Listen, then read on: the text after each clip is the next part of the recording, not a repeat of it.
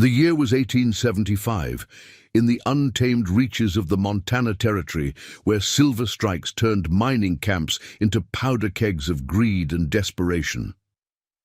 In the bustling town of Silver Gulch, a quiet woman named Sarah Hawkins served as the cook at the Silversmith Saloon, and she was about to teach the notorious Carson Gang why you should never mistake kindness for weakness. What happened next would become a tale whispered around campfires throughout the frontier, the story of how the deadliest shot in the 7th Cavalry found a new life in an unlikely place, until the day violence forced her hand.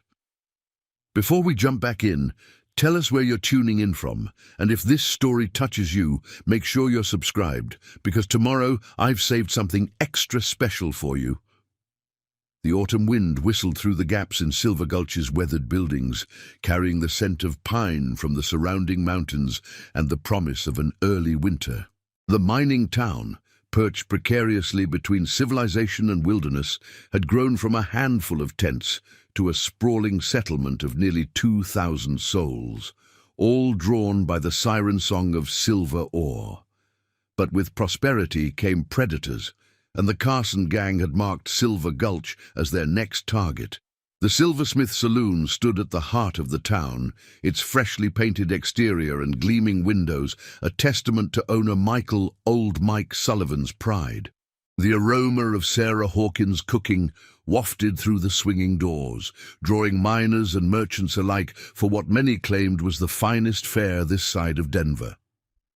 The kitchen was her domain, and those who knew her spoke of her quiet efficiency, her steady hands, and the curious way she positioned herself to always face the door. Few knew that those same hands that could expertly crimp a pie crust had once held a Springfield rifle with deadly precision during the bloodiest days of the Indian Wars.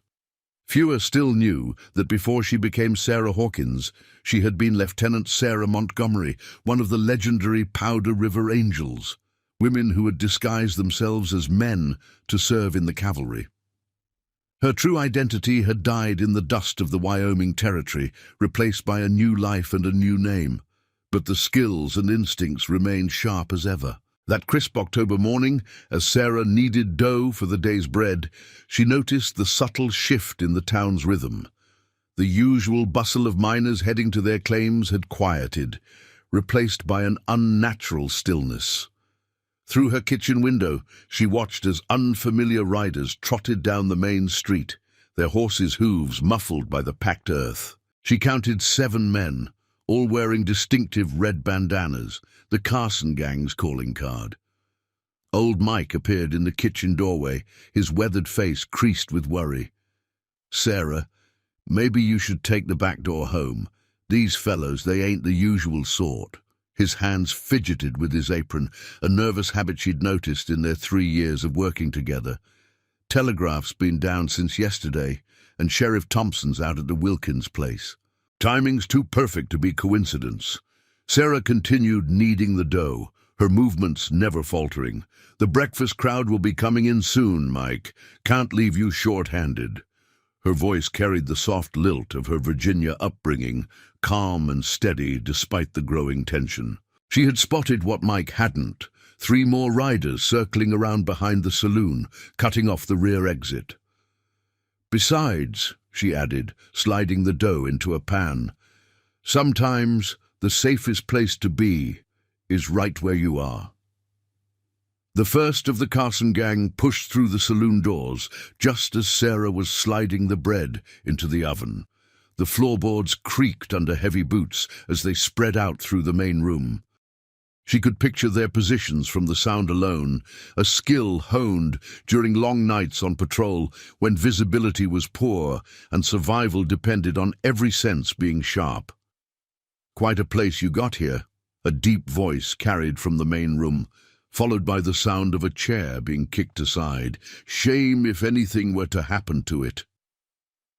The speaker's tone carried the false friendliness of a predator toying with its prey. Old Mike's response was diplomatic, but strained. "Welcome to the Silversmith. Kitchen's just firing up if you gentlemen are hungry." The slight tremor in his voice told Sarah all she needed to know about the situation developing beyond her kitchen walls. "Oh, we're hungry, all right," came the reply, accompanied by harsh laughter. "Hungry for whatever's in that safe of yours. Word is, you handle the payroll for half the mines in the Gulch." A pause, heavy with menace. "And we'd hate to work up an appetite for anything else."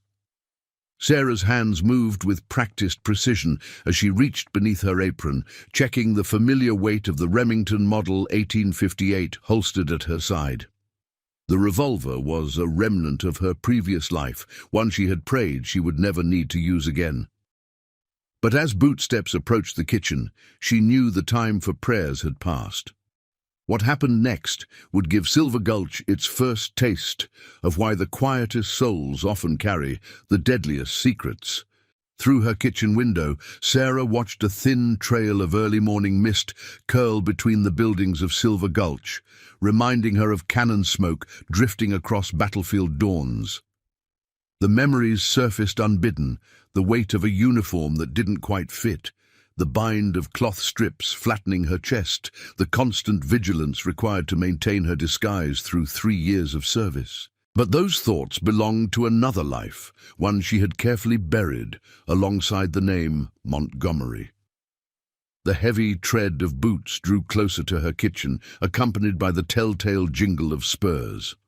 Sarah continued her work, movements precise and unhurried as she arranged biscuits on a metal tray.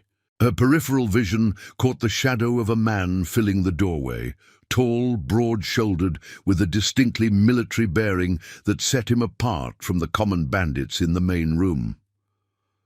"Well now, what do we have here?" The man's voice carried the refined edge of an educated Easterner, at odds with his rough appearance. "Boys, looks like we won't be going hungry after all." He stepped into the kitchen, and Sarah finally turned to face him fully. His red bandana was silk, not cotton like his men's, and the revolvers at his hips were matched Colts with pearl grips. A man who liked to advertise his success.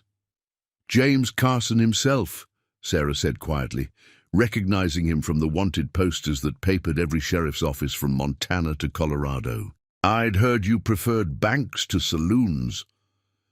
She kept her tone conversational, careful to maintain the gentle drawl of her Virginia accent rather than the clipped cadence of her military years.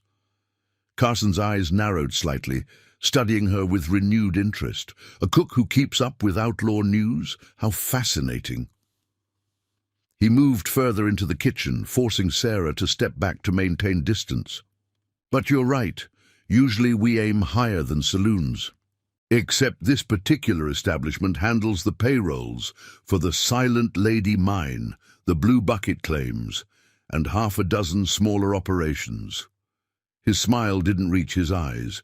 "Makes it a much more interesting target."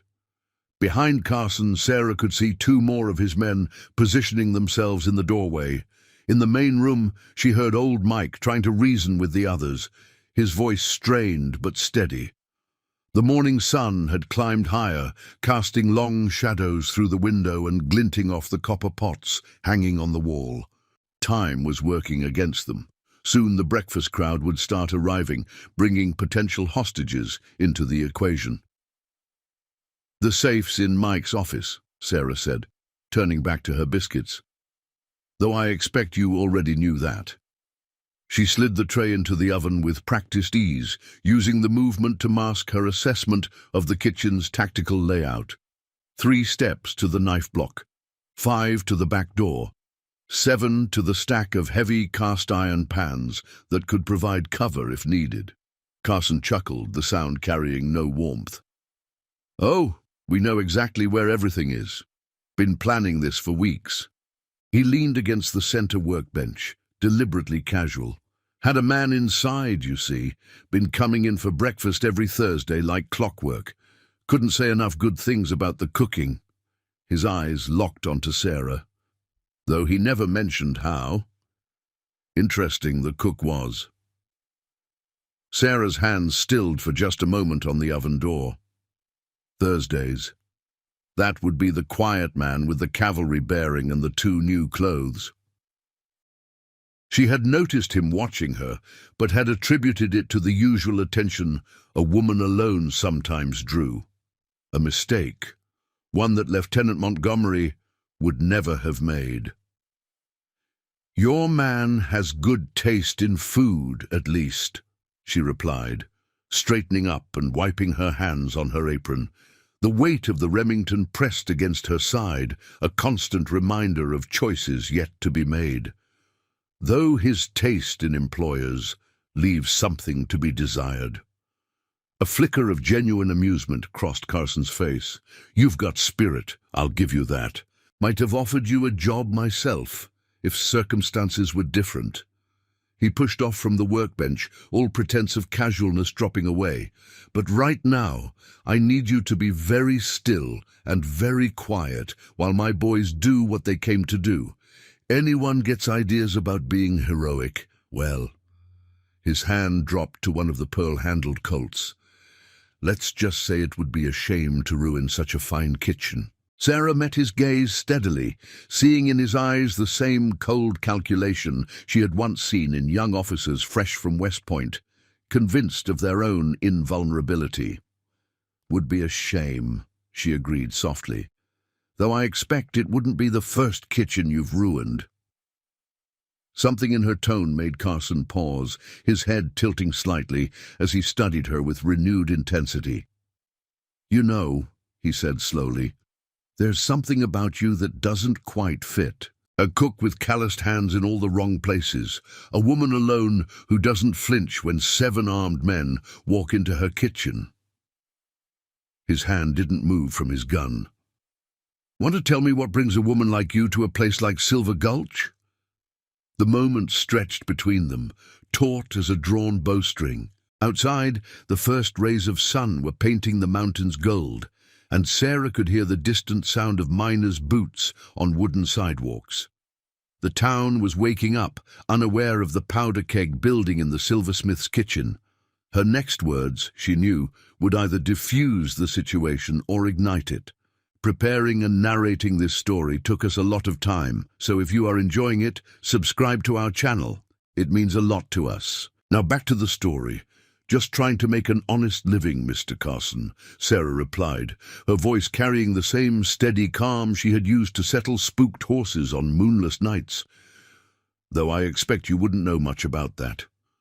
She moved toward her workbench, every step measured and precise, noting how Carson's men tensed at her movement. These weren't common thugs. They had military training or something close to it. From the main room came the sound of breaking glass, followed by old Mike's protest and rough laughter. Carson didn't turn at the noise, his eyes never leaving Sarah. Interesting choice of words. Honest living. He took a step closer, and Sarah caught the faint scent of expensive tobacco and gun oil. "You know what I find interesting about honest folk? They tend to break in predictable ways when pressure's applied. But you..." He gestured with his left hand, while his right stayed near his Colt. "You carry yourself like someone who's already been broken and reforged." The kitchen had grown warmer as the morning sun crept higher, and the smell of baking biscuits filled the air. Sarah could hear more movement from the street. The town was waking up, which meant time was running short. She needed to end this before innocent people walked into the middle of it. "Speaking of predictable," Sarah said, reaching for a nearby pot with deliberate slowness, "your man who's been watching the place, he favors his right leg, doesn't he? Old injury, probably took a bullet above the knee." She kept her tone conversational as she placed the pot on the stove. "Military wound, I'd guess, about 4 years back during that business with the Sioux." Carson's expression shifted minutely, the first genuine surprise he'd shown. Behind him, his men exchanged glances. "You've got quite an eye for detail," he said carefully, "for a cook." "Good cooking's all about observation." Sarah moved to the pantry, keeping her movements fluid and unthreatening. "Like how your men positioned themselves, standard cavalry formation, modified for indoor spaces, or how the fellow by the door keeps his holster tied down Texas Ranger style." She pulled out a bag of flour, her eyes never leaving Carson. Makes me wonder what brought men with your kind of training to this line of work. A new tension filled the kitchen, different from before. Carson's casual demeanor had vanished entirely, replaced by the focused alertness of a predator recognizing another hunter. "You know," he said softly, "I had a lieutenant once who could read men like that, spot the telltale signs of military service, catalogue their injuries, identify their training." His hand moved closer to his gun. Fascinating woman. Went by Montgomery. Sarah's hands stilled on the flour bag for just a fraction of a second, barely noticeable, but Carson caught it. His smile turned razor sharp. "Now that's interesting. Very interesting indeed." He took another step forward, forcing Sarah to back up against the workbench. "Because that lieutenant disappeared after Powder River. Some said she died, others swore she just vanished. But here's the thing about vanishing. You have to be someone else first. Someone like, say, a quiet cook in a mining town." The kitchen had gone deadly silent. Even the men in the doorway had stopped fidgeting, sensing the shift in the air. Through the window, Sarah could see more townspeople beginning to move along the street, unaware of the powder keg building inside the silversmith's kitchen. "That's quite a story," Sarah said, her Virginia accent never wavering. "Though I expect a man like you has all sorts of stories." She reached behind her as if steadying herself against the workbench. "Must be difficult, keeping track of them all." Carson's laugh was soft and dangerous. "Oh, I keep excellent track. For instance, I remember exactly how that lieutenant handled a rifle, how she could put 3 shots through a playing card at 400 yards. His right hand now rested openly on his Colt. "How she moved, just like you move, economy of motion, everything deliberate, everything planned." Sarah felt the familiar calm settling over her, the same stillness that had served her through countless firefights. "Seems to me, Mr. Carson, you've got a choice to make. You can keep telling stories about ghosts, or you can take your men and ride out while you still can." Her hand found the edge of her apron, fingers curling around the fabric. "Because I guarantee, whatever you think you know about Lieutenant Montgomery, it's only half the story." The tension in the kitchen had reached a breaking point. Carson's men had spread out, instinctively positioning themselves for better firing angles. Outside, the sound of approaching footsteps on the wooden sidewalk signaled the arrival of the first breakfast customers. The scent of fresh bread had begun to mix with the acrid smell of gun oil and nervous sweat. "Half the story," Carson repeated, his voice thoughtful. "You know what else I remember about Montgomery? She never made idle threats." His fingers drummed once on the pearl handle of his Colt. "And she never started a fight she wasn't certain she could finish." Sarah's smile was slight but genuine. "On that point, at least, we agree." What happened next would later be described by witnesses as quick as a striking rattler, though few could agree on the exact sequence of events. The first breakfast customers had just reached the saloon's front door when Carson made his move, perhaps thinking to end the confrontation before civilian complications arose. His draw was impressive, the pearl-handled Colt seeming to materialize in his hand through sheer speed. But Sarah had already been moving, the heavy flour sack launched from her hands with practiced precision, exploding against Carson's chest in a cloud of white powder that filled the kitchen air. In the same fluid motion, her right hand swept aside her apron, the Remington clearing its hidden holster with a whisper of well-oiled leather. The 2 men in the doorway were still raising their weapons, momentarily distracted by the flour cloud, when Sarah's first 2 shots rang out. The sound in the confined space was deafening. The first bullet took the man on the left in his gun hand, sending his weapon skittering across the wooden floor. The second shot struck the other man's shoulder, spinning him backward into the main room. Both shots were carefully placed. Disabling without killing, a skill Sarah had perfected during her military years when taking prisoners was often more valuable than taking lives. Carson, partially blinded by the flour but operating on pure instinct, fired twice through the white cloud.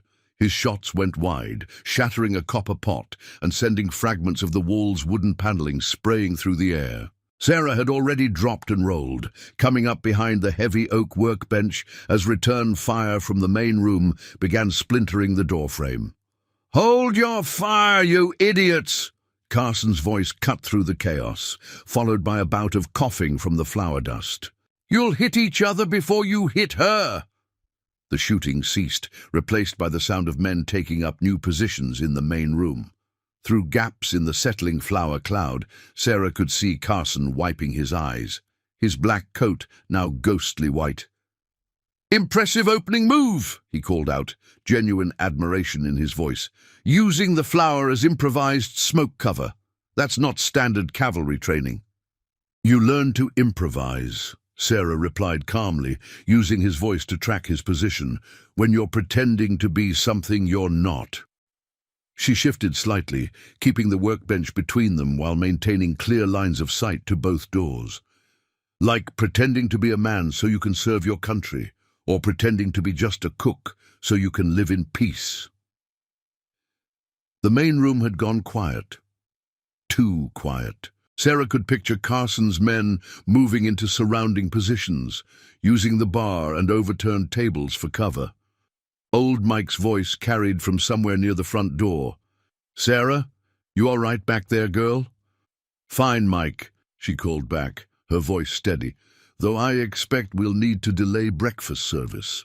A few nervous laughs from the gathering crowd outside filtered through the windows, quickly hushed. Word was spreading fast in the small town, drawing more spectators despite the danger. "Quite a situation we've got here," Carson said, his boots scraping against the flour-dusted floor as he moved. "Two of my men down, crowds gathering outside, and a ghost from my past holding a rather impressive position in my kitchen. The tactician in me has to admire the complexity of it all." His voice hardened. "But the practical man in me knows there's only one way this ends." Sarah checked her ammunition without taking her eyes from the doorways. 4 shots left in the Remington, plus the Derringer strapped to her ankle. A lady's gun that had saved her life more than once when her true identity was nearly discovered during the war. "We both know that's not true, James. There's always another way." She used his first name deliberately, reminding him of their shared past. "You were a good officer once, before Powder River, before what happened with the supply wagons." A sharp intake of breath told her the barb had struck home. "You don't know anything about that day," Carson snapped, the refined edge leaving his voice. "You weren't there when those decisions had to be made." "I know enough," Sarah replied. "I know 37 men died when you led that raid. I know you told yourself it was necessary, just supplies for hostile tribes, no real harm done. But I also know you never looked in those wagons, never saw they were full of medicine for the reservation's children." She kept her voice level, remembering the report she'd read later, after her own disappearance. That's when it started, wasn't it? The justifications, the slow slide from protector to predator. The kitchen had grown eerily still, the only sound the soft settling of flour dust and the muffled murmur of the growing crowd outside. Sarah could feel the weight of the moment, the accumulated choices and consequences that had led them all to this point. She had chosen to disappear rather than face the army's limited options for women discovered in disguise. Carson had chosen to turn his military skills to criminality. Now their choices had brought them full circle to a confrontation neither had wanted, but both had perhaps seen coming. 38, Carson said finally, his voice quiet. The final count was 38 dead. If you're going to judge me, Lieutenant, at least get the numbers right. The sound of his boot heel grinding in the flour dust carried clearly. Now, how about we finish what Powder River started? The morning sun streamed through the flour-dusted windows, casting strange shadows across the kitchen's chaos. Sarah remained behind the workbench, her breath steady and controlled, while calculating the deteriorating situation. Carson's comment about Powder River had shifted something in the air, the professional detachment of their earlier confrontation giving way to something more personal, more dangerous. "Those supply wagons are ancient history, James," Sarah said, hearing the subtle movements of Carson's men repositioning in the main room. "But what happens in the next few minutes is still up to you." Through the kitchen's back window, she caught glimpses of movement on the surrounding rooftops, townspeople gathering to watch the drama unfold, unaware they were potentially making themselves targets. Carson's laugh was harsh in the confined space. "Ancient history. Tell that to the families of the men who died that day. Tell that to the officers who stripped my command and drummed me out of the service." The bitterness in his voice was raw, unfiltered. "You weren't the only one who had to remake yourself after Powder River, Lieutenant." Sarah shifted slightly, keeping her weapon trained on the main doorway while maintaining awareness of the back entrance. The flour dust had begun to settle, revealing the full extent of the kitchen's transformation.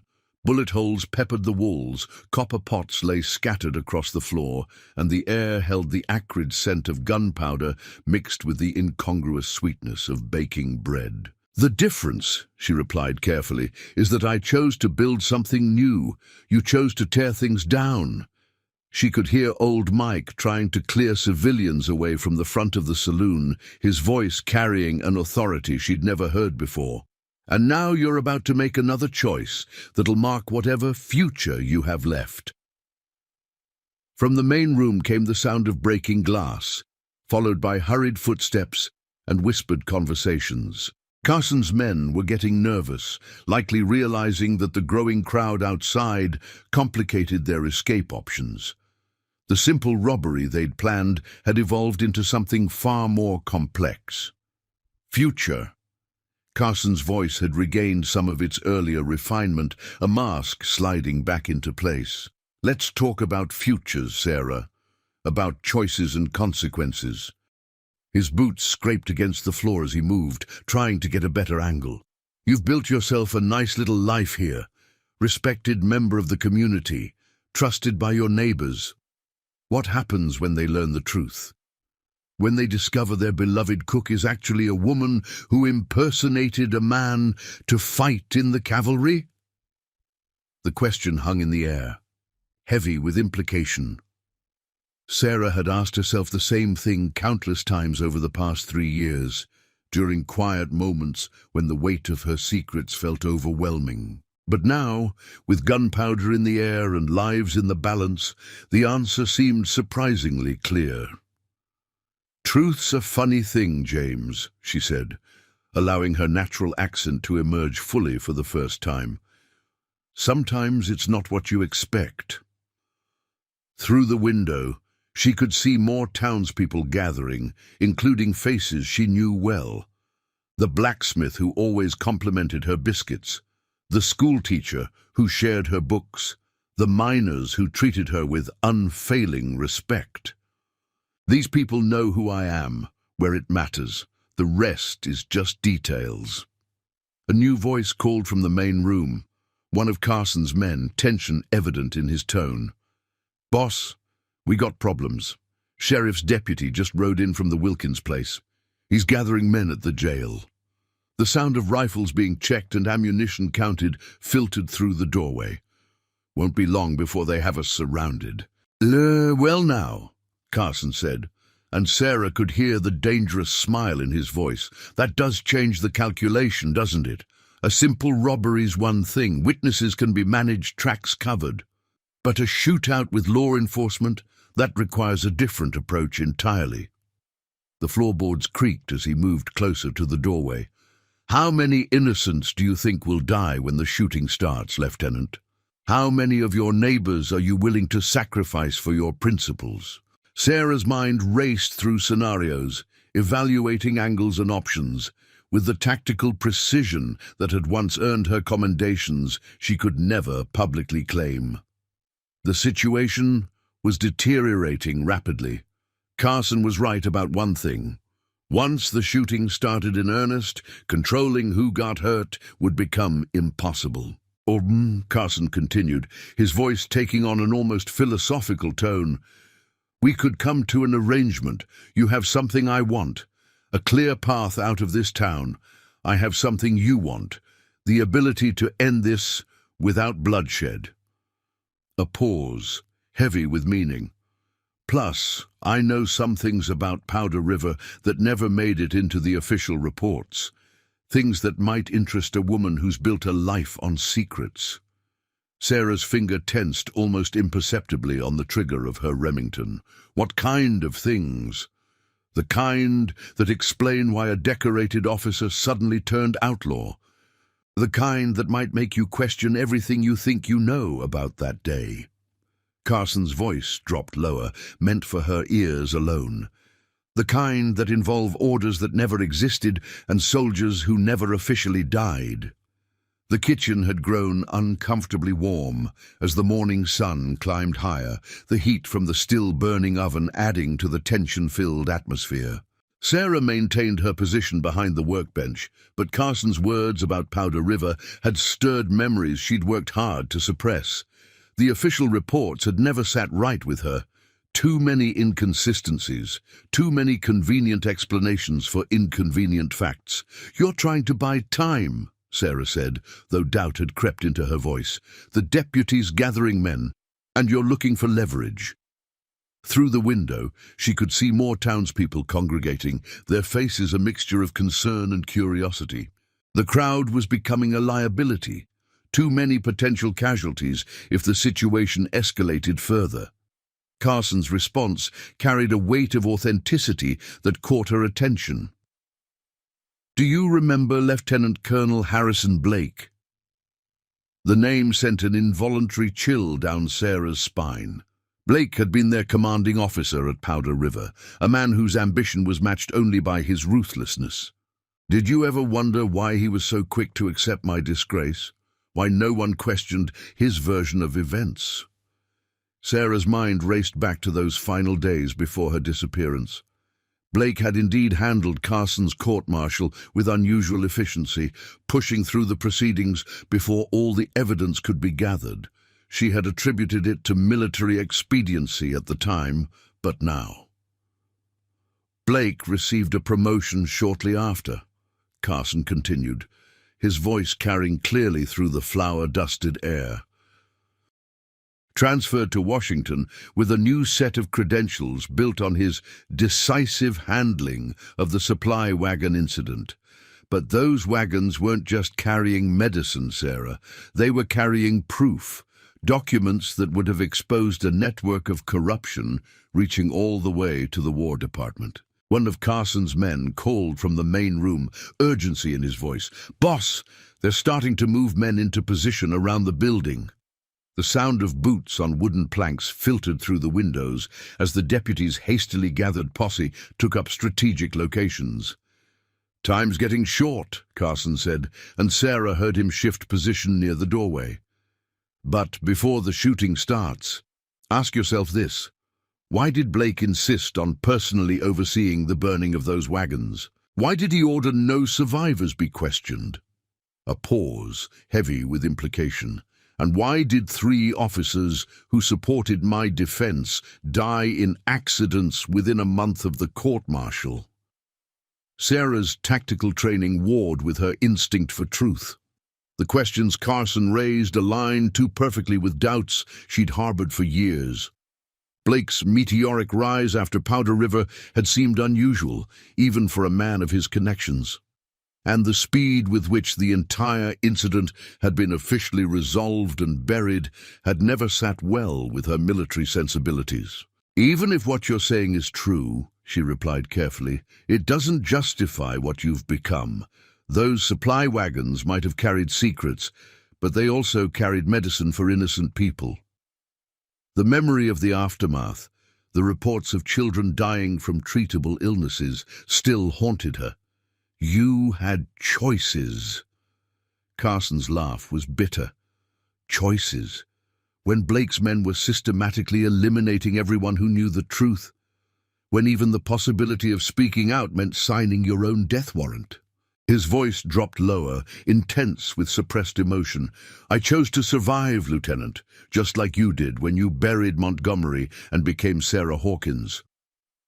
The comparison stung, but Sarah pushed aside the emotional response, focusing on the tactical situation. The deputy would have men in position soon, and Carson's gang would be trapped. Unless that was part of their plan, a new suspicion formed in her mind. "This isn't just about the payroll money, is it?" she asked, pieces falling into place. "Silver Gulch was never your real target." Through the window, she caught glimpses of armed men moving into position. But something about their movements seemed off, too coordinated for a hastily assembled posse. "Clever as ever, Lieutenant," Carson replied, and she could hear the smile in his voice. "Did you know Blake retired here last month?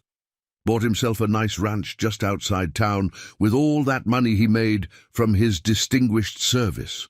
Even hired some former military men as ranch hands, men who know how to handle themselves in a fight." The implications hit Sarah like a physical blow. The deputy's men weren't moving to contain the situation. They were positioning themselves to control it. Blake's men using the chaos of the robbery as cover to establish tactical dominance over the town. Which meant the telegraph lines weren't cut just to isolate the town, Sarah said, the full scope of the operation becoming clear. You wanted to make sure Blake couldn't call for help when you came for him. She checked her ammunition again, mind racing through the expanding complications. But you needed a distraction, something to draw attention while your real force got into position. "And what better distraction than a bank robbery gone wrong?" Carson confirmed. "Though I admit, running into you here wasn't part of the plan. Sometimes fate has a peculiar sense of humor." The sound of a hammer being cocked echoed in the kitchen. "Now the question is, Lieutenant, which side of history do you want to be on this time?" Sarah's military training had taught her that the most dangerous moment in any confrontation was when new information forced you to reassess everything you thought you knew. The revelation about Blake transformed what had seemed a straightforward defense of her home into something far more complex. Through the kitchen window, she watched Blake's disguised men continuing to take up positions, using the gathering crowd of townspeople as unwitting shields. "Your men in the main room," Sarah said, mind working through the tactical implications. "They're not just your gang, are they? Some of them are former cavalry, men who served under you at Powder River." The pieces were falling into place. Men who knew the truth and chose to follow you into exile. "What remains of them?" Carson confirmed. "Blake's accidents didn't get everyone. Some of us survived, went to ground, waited for the right moment." His voice carried the weight of years spent planning revenge. "Kind of like you did, Sarah, though our methods of disappearing were somewhat different." A shout from outside drew their attention, the deputy organizing his men, but Sarah now recognized the precision in his commands. Military precision. The town had no idea they were witnessing the opening moves of an operation years in the planning. She thought of old Mike, of the townspeople who had accepted her without question, of the life she had built here, all of it now balanced on the edge of a knife. "Blake's network is still active," Carson continued, pressing his advantage. "The corruption didn't end with Powder River. It just moved territories. Now he's using Silver Gulch's mines to launder money, using his connections to squeeze honest workers while lining his pockets." A pause, then softer. "The same kind of operation he was running with those supply wagons, just with different victims." Sarah's finger remained steady on her Remington's trigger, but her mind was racing through options. The tactical situation had become exponentially more complicated. If Carson was telling the truth, Blake's men would have no compunction about civilian casualties. They demonstrated that at Powder River. But if he was lying, she'd be abandoning her post, betraying the trust of people who had given her a home. "Let's say I believe you," she said carefully, testing the waters. "What's your actual plan here? Blake's not just going to confess his crimes because you ask nicely." Through the window, she saw more of the deputy's men, Blake's men, moving civilians away from certain areas while concentrating them in others, creating clear fields of fire. Carson's response was immediate, suggesting he'd been waiting for this opening. "We have documentation, papers saved from those wagons before they burned, enough to prove Blake's involvement in selling military supplies to both sides during the conflicts. Names, dates, financial records." The sound of his boot heel scraping the floor indicated he was moving again, but carefully. But Blake keeps his own records too, detailed ones, in his study at the ranch. Records that would expose everyone involved, right up to the War Department. "And that's worth killing innocent people over?" Sarah challenged, though she noted the deputy positioning armed men near the town's telegraph office, cutting off all communication even after service was restored. Classic military tactic for isolating a target zone. "Nobody has to die today, Lieutenant," Carson said, using her old rank deliberately. "Blake's the target, not the town. But we need a clear path to his ranch, and right now his men are positioning themselves to turn Silver Gulch into a battlefield." A note of genuine regret entered his voice. "Unless someone who knows their tactics helps us stop them." Sarah's thoughts turned to the derringer strapped to her ankle, her backup piece, just like the documentation was Carson's backup plan. In her experience, the difference between survival and disaster often came down to what you held in reserve. "You're asking me to trust that you've become an honorable outlaw," she said, after starting this day by threatening an old man over his safe box. "I'm asking you to be what you've always been, a soldier who understands that sometimes the right thing and the lawful thing aren't the same." Carson's words struck uncomfortably close to the justifications she'd used for her own deceptions. "Blake's lawful authority destroyed more lives than my gang ever has. You know that's true, even if you don't want to admit it." The morning sun had risen fully now, its light catching the flour dust still hanging in the air, creating a ghostly atmosphere in the kitchen. Sarah could hear the tension in the main room, Carson's men growing increasingly nervous as Blake's forces tightened their control of the town's strategic points. Soon, someone would make a mistake, and the shooting would start. "If I help you," she said finally, each word measured and precise, "we do this my way, no unnecessary casualties, no civilians caught in the crossfire." She adjusted her grip on the Remington, years of training asserting themselves, and afterward everything comes out, the full truth about Powder River, about Blake's operation, about all of it. "My way means something else too," Sarah continued, her voice taking on the crisp authority that had once commanded cavalry troops. "Your men follow my tactical lead. 3 years of serving undetected taught me things about misdirection that could keep us all alive." Through the window, she tracked the movements of Blake's forces, noting their systematic isolation of key streets and buildings. Carson was silent for a long moment, weighing her words. When he spoke, the refined accent had dropped entirely, replaced by the direct tone of a military man assessing a tactical proposal. "My men won't take orders from a woman they've just met, Lieutenant, not even one with your reputation. They don't need to know I'm a woman. Not yet." Sarah's mind was already formulating plans, drawing on skills honed through years of maintaining her cavalry disguise. "Your injured men brought us confusion. We can use that." She shifted position slightly, maintaining cover while gaining a better view of the main room through the doorway's reflection in a hanging copper pot. Blake's men expect to find your gang trapped and desperate. Let's show them something else entirely. The sound of approaching horses drew their attention. More of Blake's forces arriving under the guise of concerned citizens, responding to the deputy's call for help.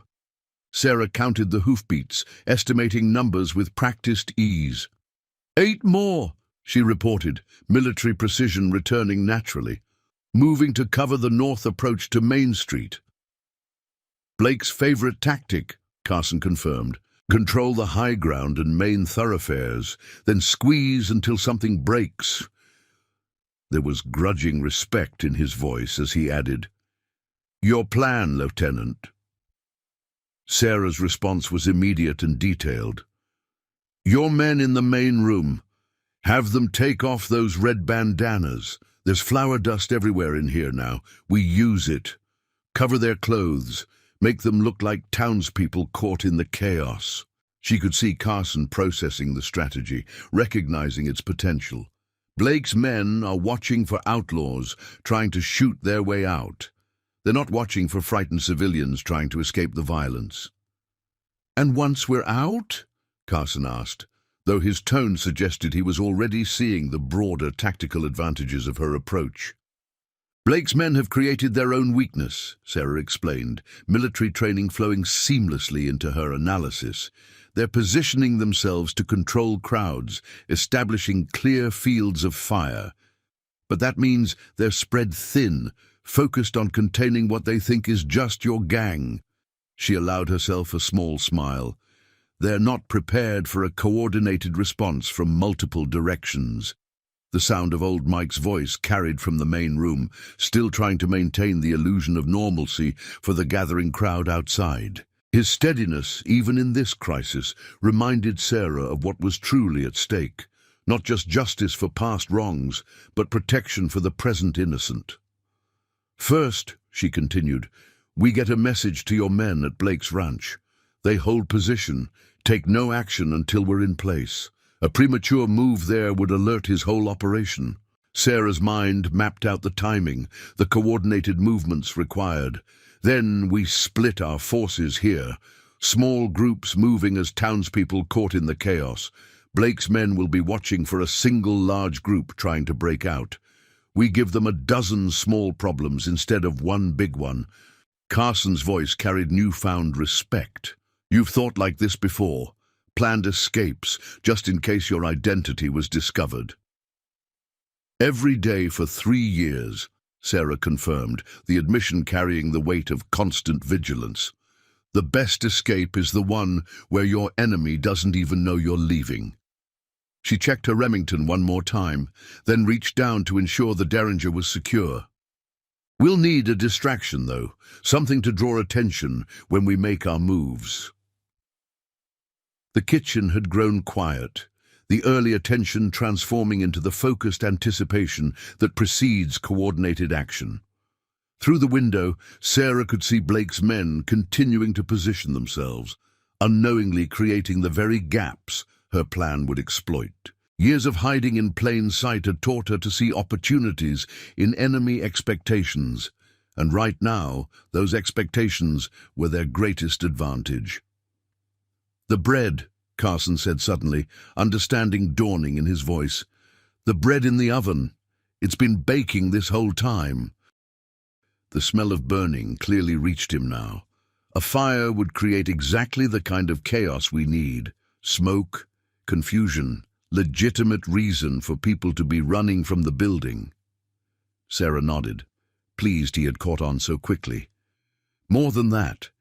A fire at the Silversmith would draw response from all over town. Blake's men would have to maintain their cover by helping, dividing their attention. She could see the full scenario unfolding. But we need to move fast. Blake's not a fool. He'll realize something's wrong when his men spot too many townspeople moving in coordinated patterns. The next few minutes demonstrated why Lieutenant Montgomery had earned her reputation for tactical excellence, even if few knew the strategist had been a woman. Sarah moved through the kitchen with practiced efficiency, issuing clear, precise instructions that Carson relayed to his men in the main room. The transformation was remarkable. the gang members quickly disguising themselves with flour dust, removing their distinctive bandanas, and positioning themselves according to her carefully crafted plan. "Harrison," she called softly to one of Carson's men, who had revealed himself as another Powder River veteran, "you'll lead the first group, 3 people moving north toward the blacksmiths. You've got a woman's shawl in that pile of clothes by the bar. Use it. Play the concerned husband getting your family to safety." Her voice carried the quiet authority that had once commanded cavalry charges. "Maxwell, your group heads east, toward the church. You're a shopkeeper protecting his customers. Everyone else, similar patterns, different directions." Through the window, Sarah tracked the sun's position, calculating timing with military precision. The bread in the oven had begun to smoke noticeably, the acrid scent mixing with the lingering gunpowder and flour dust. Soon, the fire would provide their cover, but timing would be critical. Too soon, and Blake's men would contain it before it created sufficient distraction. Too late, and they risked actual danger to the townspeople they were trying to protect. "James," she addressed Carson directly, their shared military background temporarily overshadowing their complicated history. "Your men at Blake's ranch, how do we contact them without alerting his security?" Carson moved closer, his voice low. "We've got a man in town, working at the livery stable, carries messages by switching out horses for the ranch hands." He paused, reading her expression. "But Blake's men are watching the stable now. They're not stupid. They know it's a potential escape route." Sarah allowed herself a small smile. "They're watching the stable because that's what military doctrine teaches, control transportation points." She checked her Remington one final time, then carefully concealed it beneath her flour-dusted apron. "But this is my town now. I know things they don't." Her mind flickered to old Mike's network of cellar storage rooms, connected by narrow passages dating back to Silver Gulch's earliest mining days. There's more than one way to move through this town unseen. The sound of approaching boots on the wooden sidewalk outside tensed everyone in the kitchen. Blake's men were tightening their perimeter, likely preparing for a final push to end the standoff. They had to move soon. "Lieutenant," one of Carson's men called softly from the main room, urgency in his voice. "Spotted Blake himself riding in from the south end. Got 4 men with him, moving fast." Sarah's mind raced through the implications. Blake's personal arrival changed the dynamic significantly. He would recognize Carson immediately, possibly her as well, if he looked closely enough. More importantly, his presence meant he was confident of his control of the situation, and men like Blake didn't take personal risks without good reason. "He's not here to help coordinate," she realized aloud, pieces falling into place. "He's here to make sure there are no survivors who might talk." Her eyes met Carson's, seeing the same understanding dawn in his expression, just like at Powder River. The kitchen had grown uncomfortably hot as the smoking bread in the oven began to create the exact cover they needed. Sarah could hear the murmur of concern from the crowd outside as the first wisps of smoke became visible through the windows. Time was running short. "Change of plans," she announced, her voice carrying the crisp tone of battlefield command. "Blake's arrival means we've got less time than we thought.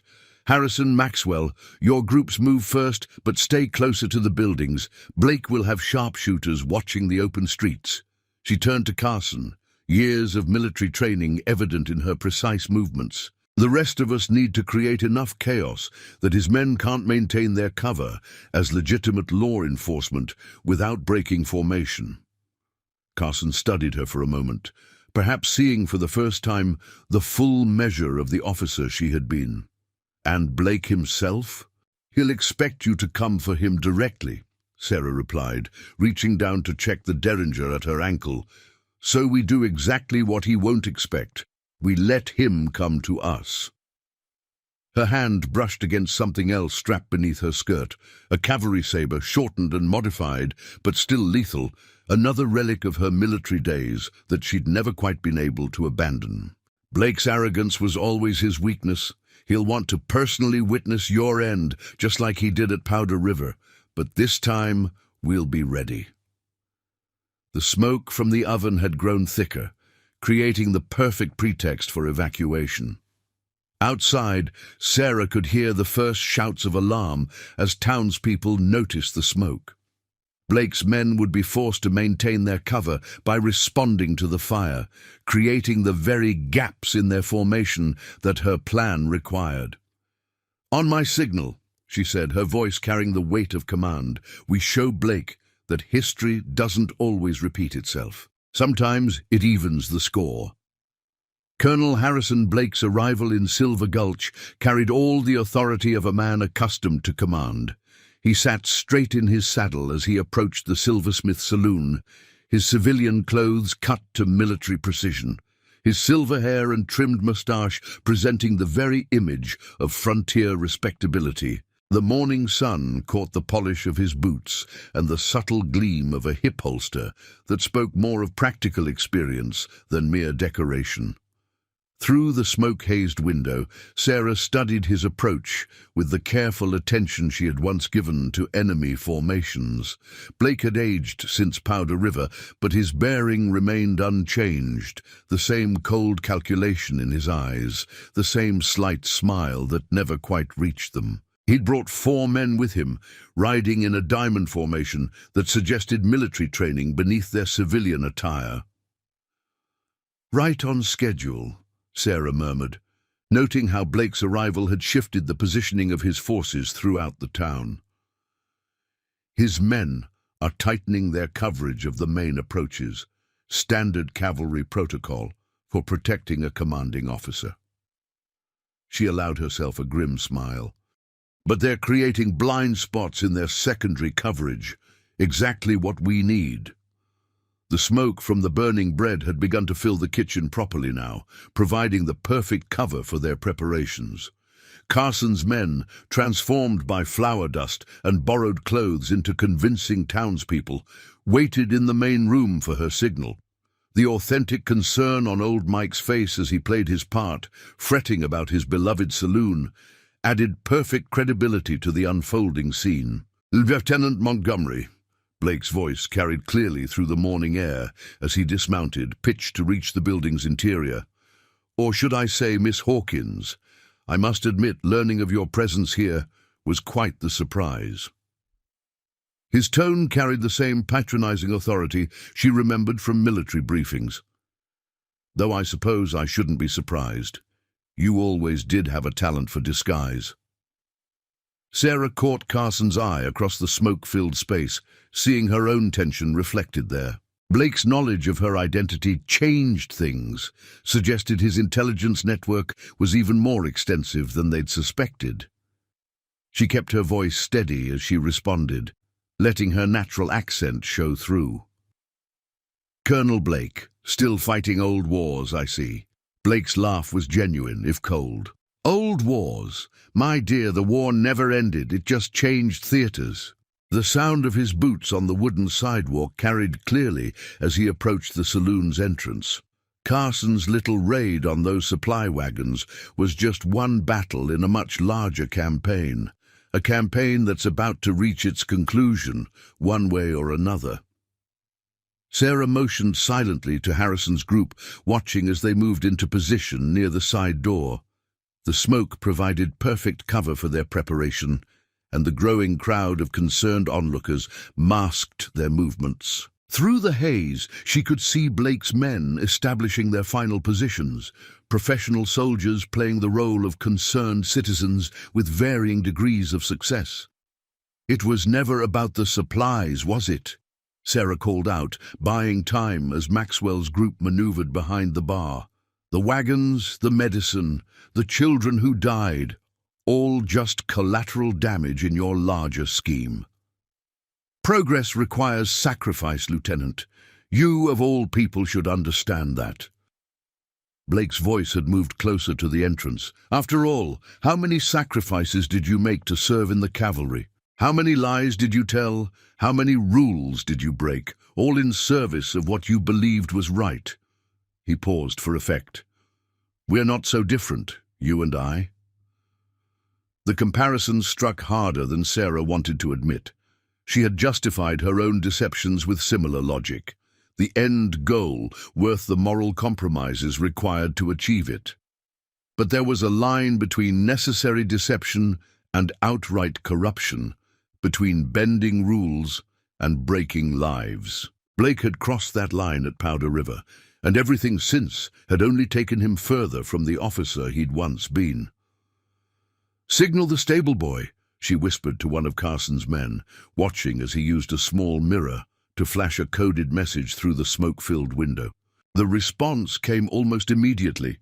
2 quick flashes from the livery stable's hayloft. Their forces at Blake's ranch would be ready. "Your men are good, Colonel," Sarah called out, noting how the smoke had begun to draw genuine concern from the townspeople. Professional, disciplined, but they're still playing by military rules. She nodded to Carson, who began silently positioning his remaining men. "Rules I had to learn to break every day, just to survive." Blake's response carried a new edge of steel beneath its cultured surface. "Rules exist for a reason, Lieutenant.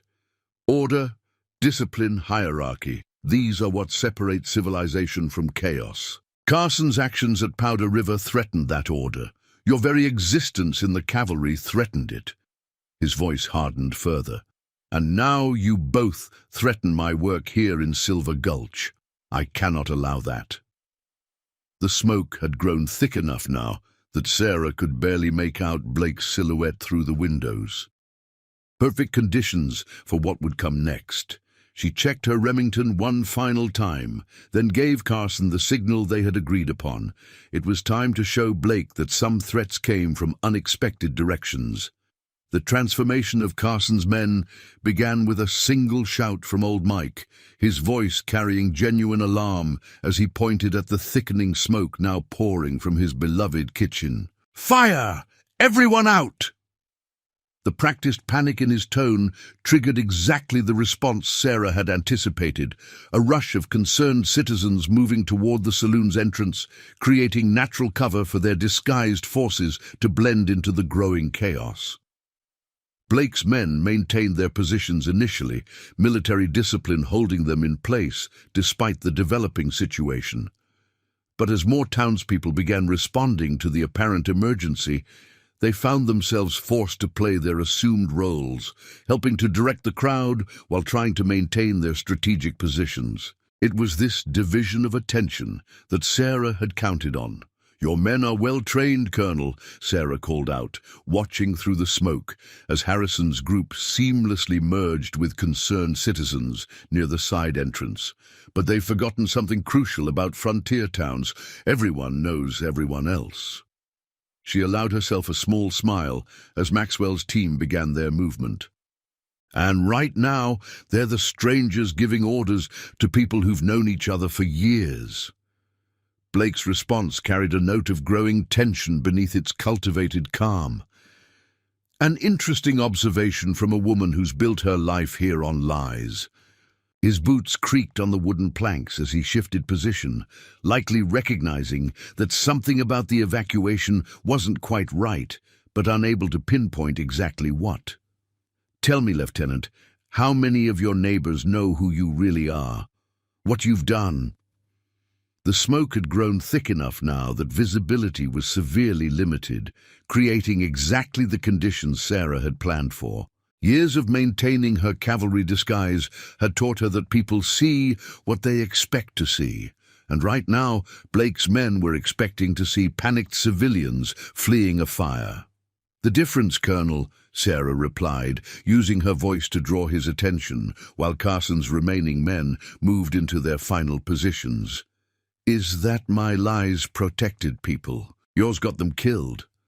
She nodded to old Mike, who had begun energetically organizing a bucket chain, creating even more confusion and movement for their people to exploit.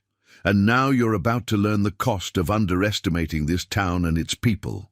Through the thickening haze, Sarah caught glimpses of Blake's growing frustration as his carefully positioned men were forced to choose between maintaining their posts and maintaining their cover as concerned citizens. The crowd's natural response to the fire was disrupting his tactical positioning in ways that no direct assault could have achieved. "Carson," Blake called out suddenly, his voice carrying the snap of command. "I know you're in there with her. Did she tell you what really happened after you were arrested at Powder River? How quickly she disappeared once the questions about the supply wagons started getting uncomfortable?" His words were aimed to create doubt, to fracture their alliance. "Ask her about the documentation she claimed was destroyed. Ask her why she really ran." Sarah felt Carson's questioning glance, but kept her focus on the unfolding plan. Through the smoke, she tracked the movements of their disguised teams. Harrison's group had successfully cleared the side entrance.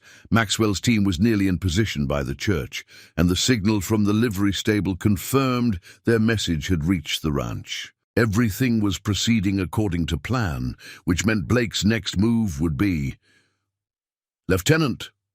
Blake's voice had moved closer to the entrance, carrying a new note of authority. "I'm prepared to offer you something I didn't extend at Powder River, a chance to choose the right side of history." The sudden shift in tactics confirmed Sarah's assessment of his growing suspicion. "Your skills, your intelligence, they're wasted on a man like Carson. Help me restore order here, and I'll ensure your true identity remains protected." Sarah caught Carson's eye through the smoke, seeing the same calculation in his expression that she felt. Blake's offer was a tactical move, designed to buy time, while he pieced together what was really happening. The colonel had always been skilled at manipulating loyalties, at finding and exploiting doubts and fears. It had made him an effective commander, but it had also made him predictable to anyone who understood his methods. "You know what I've learned in 3 years of serving food to miners and merchants, Colonel?" Sarah kept her voice steady, buying precious seconds as their final pieces moved into place. "I've learned that true loyalty isn't built on fear or manipulation. It's built on trust, on shared experience, on the simple truth of breaking bread together." She allowed her natural accent to fully emerge, dropping all pretense of the quiet cook. "And I've learned that sometimes the most dangerous thing you can do is underestimate people you think you have figured out." The smoke had reached its peak density now, reducing visibility to mere feet in any direction. Through the haze, Sarah could hear Blake issuing quiet orders to his men, likely recognizing that something about the evacuation wasn't quite what it seemed. But by then, it would be too late. Their people were already in position, and the next phase of her plan was about to begin. The timing had to be perfect. Sarah watched through the smoke as the last pieces of her plan aligned, counting the seconds until their coordinated move could begin. Blake's men had been forced by appearances to assist with the evacuation, their military precision compromised by the need to maintain their cover as concerned citizens.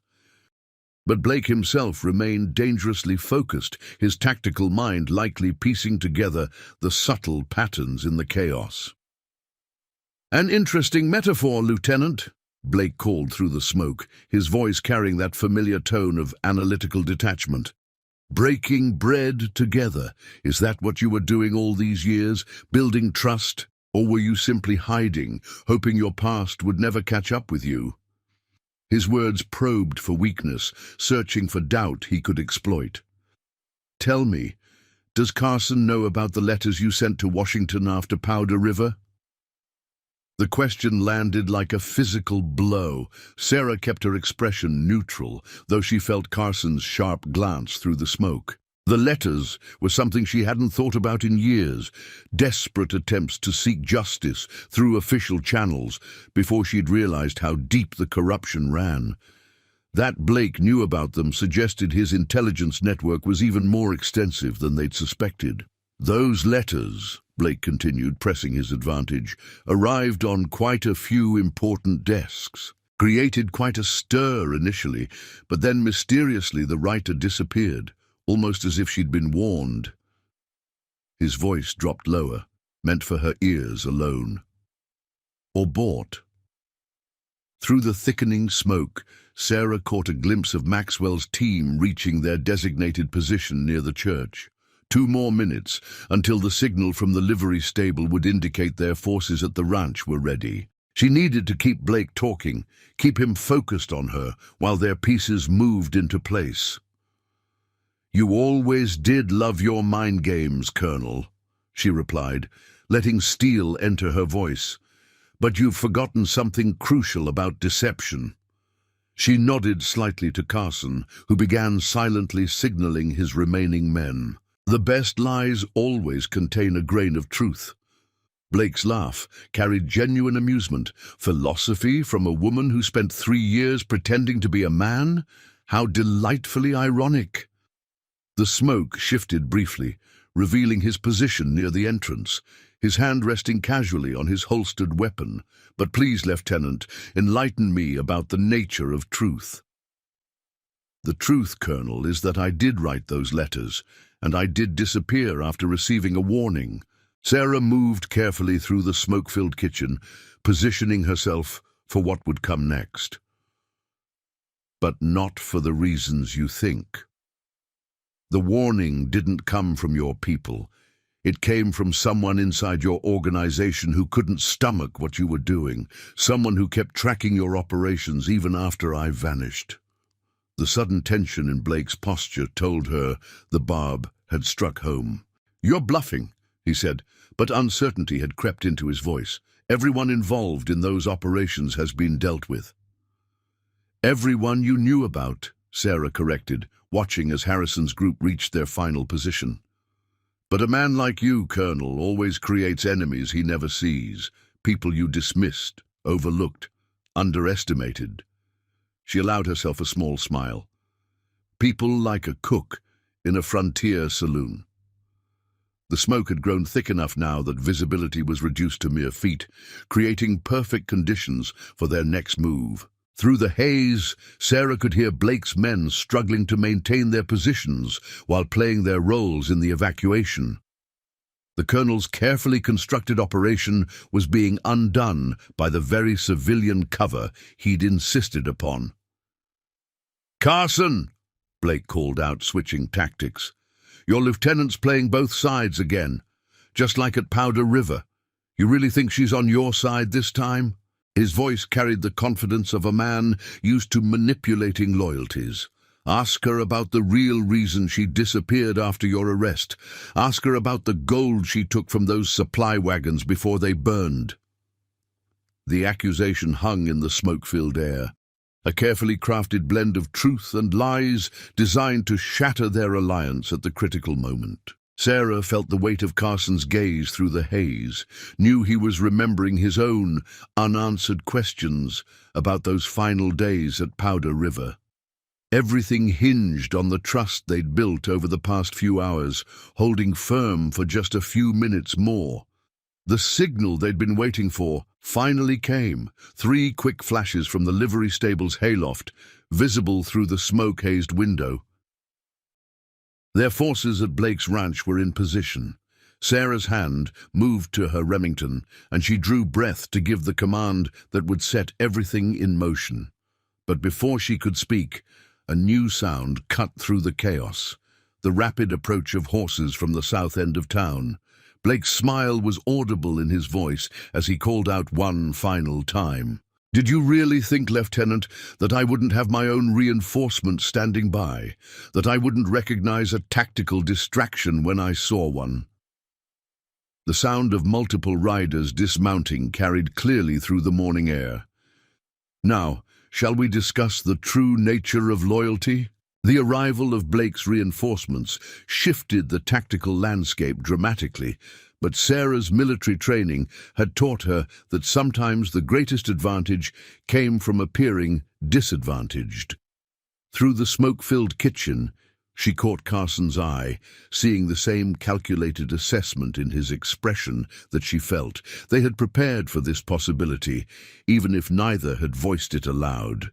"Your reinforcements are impressive, Colonel," Sarah called out, her voice carrying the calm authority that had once commanded cavalry troops. "But you might want to count them again." Through the haze, she could track the sound of the approaching men taking up positions, 12, maybe 15 riders. Significant, but not overwhelming. Or better yet, ask yourself why I wanted you to bring them here. Blake's response carried a note of grudging respect beneath its surface confidence. "Another bluff, Lieutenant. I expected better from you." The sound of his boots on wooden planks suggested he was moving to a more advantageous position. "Your plan was clever, I'll grant you that. Using the fire as cover, disguising Carson's men as townspeople, tactically sound, but ultimately predictable." Sarah moved deliberately through the smoke-filled space, positioning herself for what would come next. "Predictable? Like your operation at Powder River?" She kept her voice steady, buying time as she caught glimpses of their disguised teams maintaining their positions through the chaos. "Tell me, Colonel, did you predict what would happen when you ordered those supply wagons burned? When you sold medicine meant for children to both sides of the conflict? War requires difficult decisions, Lieutenant." Blake's voice had taken on the same lecturing tone he'd used during staff meetings, a combination of condescension and absolute certainty. "Resources must be allocated where they'll do the most good. Sometimes that means civilian casualties. Sometimes that means choosing the greater good over individual lives." The greater good. Sarah allowed contempt to color her words, drawing Blake's focus while Carson silently signaled his remaining men. "Is that what you tell yourself about Silver Gulch? That corrupting a whole town, turning it into your private empire, serves some greater purpose?" Through the smoke, she caught a brief glimpse of Blake's face, the same cold calculation she remembered from Powder River, but now mixed with something else, something almost like pride. "Silver Gulch is merely the beginning, Lieutenant, a prototype for bringing real order to the frontier. These territories need strong leadership, not the chaos of democratic mob rule. And you're just the man to provide it." Sarah kept him talking, noting how his reinforcements had begun spreading out around the building. Their positioning was professional, military grade, but it created exactly the kind of gaps her plan required. "Like you provided leadership at Powder River." Blake's laugh carried genuine amusement. "You still don't understand, do you? Powder River wasn't a failure. It was a proof of concept. It showed how easily people will accept authority, how readily they'll believe official explanations when the alternative is admitting their own complicity." His voice hardened. "Carson's raid on those wagons provided the perfect cover. A tragic incident blamed on outlaws, allowing us to implement stronger security measures, tighter controls. Just like today's events will justify my complete takeover of Silver Gulch." The revelation hit Sarah with physical force, pieces falling into place. Blake hadn't just covered up the corruption at Powder River, he'd orchestrated it, used it as a template for expanding his influence. Carson's disgrace, her own disappearance, even the deaths of innocent civilians had all been part of his calculated plan to accumulate power. "And the gold from those wagons?" she asked, though she already suspected the answer. "The real reason you wanted them burned?" "Funding," Blake replied simply. "Building an empire requires capital, Lieutenant. Those wagons carried more than just medicine. They carried payment for services rendered, contributions from various parties interested in maintaining stability in the territories." His tone suggested he was explaining something obvious to a slow student. "The same parties who are now invested in my operations here in Silver Gulch." Sarah caught Carson's subtle signal through the smoke. Their teams were still in position, waiting for her command, despite the new complications. The reinforcements had actually improved their tactical situation forcing Blake's original men to split their attention between multiple threats.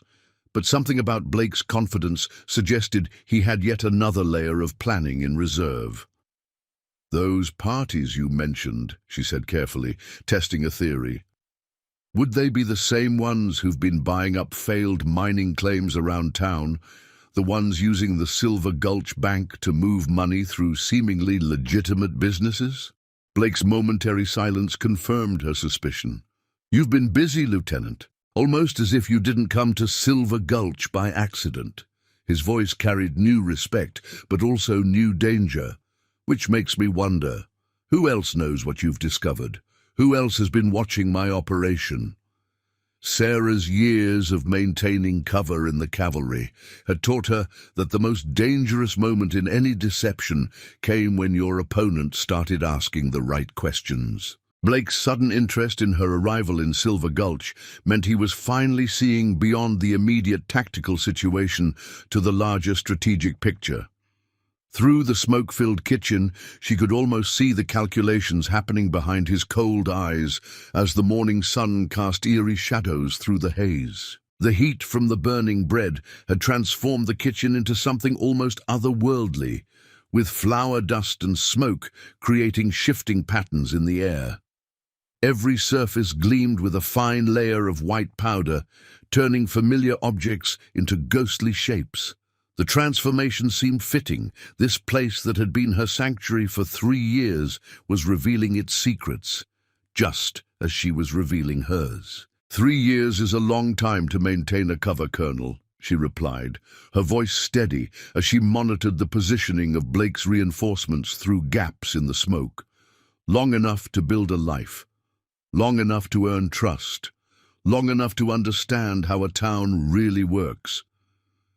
She moved carefully toward the window, maintaining her tactical awareness. Long enough to recognize patterns in banking records, shipping manifests, property transfers. Long enough to see how money moves through a town like Silver Gulch when someone's pulling strings from the shadows. Blake's response carried genuine curiosity beneath its practiced calm. "You've been investigating me all this time, using your position in the saloon to gather intelligence." A note of professional admiration crept into his voice. "I underestimated you, Lieutenant. I thought you were running from your past. Instead, you were preparing for this confrontation." Through the smoke, Sarah caught glimpses of old Mike, still coordinating the evacuation outside, his performance adding perfect credibility to their cover. The townspeople's natural response to the fire had created exactly the kind of chaos that made military precision nearly impossible to maintain. Blake's men were struggling to keep their formations while appearing to be concerned citizens, their training working against them in this situation. "Not just her," Carson spoke up for the first time since Blake's reinforcements arrived, his voice carrying the authority of a man who had commanded troops in battle. "Did you really think all my raids these past few years were random, Colonel? That we just happened to target shipments connected to your operation?" Through the smoke, Sarah could see him adjusting his position, coordinating seamlessly with her movements as years of military training asserted themselves. The lieutenant wasn't the only one gathering evidence. Every raid, every interception was another piece of the puzzle. The sound of Blake's quiet laugh carried clearly through the haze, but Sarah caught the edge of tension beneath its surface confidence. Evidence? For whom? The territorial authorities are already in my pocket. The federal government is too busy with reconstruction to care about frontier corruption, and the army. His voice hardened. Well, let's just say certain influential officers find our arrangement mutually beneficial. The same officers who were so quick to accept my version of events at Powder River. From outside came the sound of more horses approaching, their hoofbeats mixing with the growing murmur of the crowd. Sarah tracked the noise, calculating numbers and positions even as she kept her attention on Blake. The reinforcements were spreading out around the building, but their deployment suggested they were more concerned with containing the situation than assaulting it directly. They were waiting for something. "You're right about the authorities," Sarah acknowledged, watching through the smoke as their disguised teams maintained their positions despite the new complications. "Which is why we didn't take our evidence to them." She allowed herself a small smile, knowing Blake would hear it in her voice. "We took it to someone even you can't control. The newspapers. Every major publication from Denver to Salt Lake City has copies of our documentation. By now the first editions are probably already hitting the streets." The sudden tension in the smoke-filled air was palpable. Sarah could hear Blake's boots scrape against the wooden floor as he shifted position, could sense the uncertainty rippling through his men. The sound of rifles being checked and rechecked filtered through the haze, the nervous habits of soldiers realizing their tactical situation might be compromised. "A desperation move," Blake responded, but the strain in his voice betrayed him. "No reputable newspaper would print accusations against someone of my standing without substantial proof. And even if they did, retractions can be arranged. Editors can be persuaded to see reason." "Reputable newspapers might not," Carson interjected, understanding Sarah's strategy. "But those small frontier papers, the ones that love nothing better than scandal involving powerful men? They're already running the story, probably reaching readers in Denver and Salt Lake City right about now. Papers that can't be bought because their reputation depends on exposing corruption like yours." Sarah pressed their advantage, knowing Blake's tactical mind would be racing through the implications. "Complete documentation of your operation, Colonel. Financial records, witness statements, details of your arrangements with corrupt officials. Everything needed to unravel your carefully constructed empire." She kept her voice level, professional. "By sunset, your name will be toxic in every territory from here to the Dakota Territory." The kitchen had grown uncomfortably hot now, the smoke from the burning bread mixing with the tension in the air to create an almost suffocating atmosphere. Through breaks in the haze, Sarah caught glimpses of Blake conferring quietly with his lieutenants, their gestures suggesting growing concern. The reinforcements maintained their positions, but their earlier confidence had been replaced by uncertainty. Even the best-trained soldiers could be rattled by the prospect of serving a commander whose authority was crumbling. "An impressive gambit," Blake finally responded, his cultivated calm showing signs of strain. "But it changes nothing about our immediate situation. Whatever damage you've done to my reputation can be managed. After all, dead witnesses can't corroborate newspaper stories." The sound of weapons being readied carried through the smoke. "And frontier towns are dangerous places. Accidents happen. Fires claim lives, especially fires that tragically spread from a saloon kitchen to consume an entire town." Sarah exchanged glances with Carson through the haze, both recognizing the shift in Blake's tone. The calculated manipulator was giving way to something more dangerous, a man with nothing left to lose. His reinforcements might be uncertain, but they were still loyal enough to follow orders. The next few minutes would determine everything. "You're right again, Colonel," Sarah replied, her hand moving to the cavalry saber concealed beneath her skirt. "Frontier towns are dangerous places, but you've forgotten something crucial about danger." She caught the signal she'd been waiting for, a pattern of light flashes from the livery stable, visible through the smoke-hazed window. "It usually comes from directions you don't expect." The signal from the livery stable set everything in motion. Through the smoke-filled kitchen, Sarah tracked multiple coordinated movements happening simultaneously across Silver Gulch. Harrison's team, still maintaining their cover as concerned citizens, had maneuvered into position behind Blake's reinforcements. Maxwell's group had successfully reached the church tower, providing elevated coverage of the main street. Most importantly, the flash signal confirmed their forces at Blake's ranch were ready, a detail she had intentionally kept from Carson until this moment. "Remember Powder River, Colonel?" Sarah called out, her voice carrying clearly through the haze. How you always insisted on controlling the high ground. Through gaps in the smoke, she caught glimpses of confusion spreading through Blake's men as they noticed townspeople moving with unexpected precision. I learned from your example, though I suspect you won't appreciate how. Blake's response carried the first hints of genuine alarm. Lieutenant, whatever you're planning... His words cut off as the church bell began tolling, its clear tone cutting through the morning air. Not the normal pattern for marking time or calling services, but a military signal that Sarah had carefully arranged with the town's bell ringer weeks ago. The effect was immediate. Throughout Silver Gulch, seemingly ordinary citizens began moving with coordinated purpose. The crowd that had gathered to watch the fire suddenly transformed, revealing armed members of Carson's gang who had been positioned in the town for days, blending in as miners and merchants. Blake's reinforcements found themselves caught between multiple converging forces, their tactical advantage evaporating in moments. Impressive coordination, Blake acknowledged, genuine respect mixing with growing concern in his voice. But you've overlooked something crucial. The sound of more horses approaching carried from the south end of town. I always maintain a reserve force, always. Sarah allowed herself a small smile, though the smoke concealed it. No, Colonel, you're the one who's overlooked something.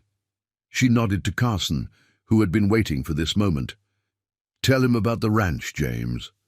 Carson's voice carried the satisfaction of a man finally revealing a long-held secret.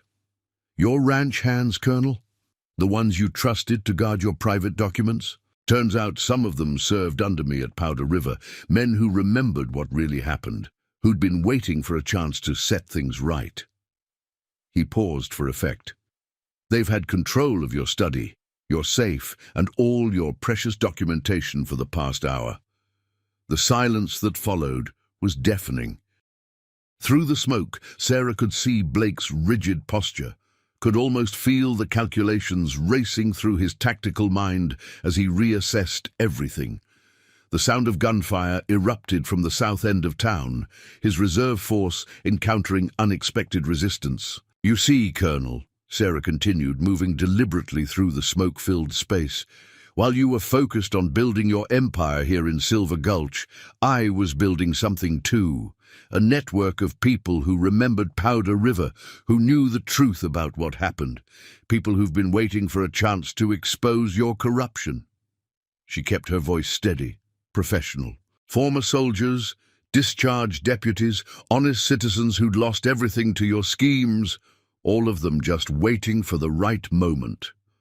The smoke had begun to thin slightly, revealing more of the scene outside. Blake's reinforcements were now clearly visible, caught between multiple forces and looking increasingly uncertain. The morning sun cast long shadows across the street as more of Sarah's allies emerged from their hiding places, the careful planning of 3 years finally bearing fruit. You have to admit, Colonel, Carson added, satisfaction evident in his tone, she played this perfectly, used your own tactics against you, distraction, misdirection, coordinated movement, just like you taught us in the cavalry. The sounds of fighting from the south end of town had begun to die down, suggesting Blake's reserve force had been neutralized. Blake's laugh was harsh in the confined space. Perfect? No, Lieutenant. Close, but not perfect. The sound of his boot heel grinding against the wooden floor carried clearly. You've forgotten the first rule of cavalry tactics. Always secure your command position. The sudden movement of shadows through the smoke suggested he was signaling to his men. And right now, you're still trapped in this kitchen with me. Sarah's hand tightened on her concealed saber. Am I, Colonel, or are you trapped in here with us? Through the smoke, she caught Carson's eye, saw him subtly adjust his position. Because there's one more thing you should know about my time in Silver Gulch.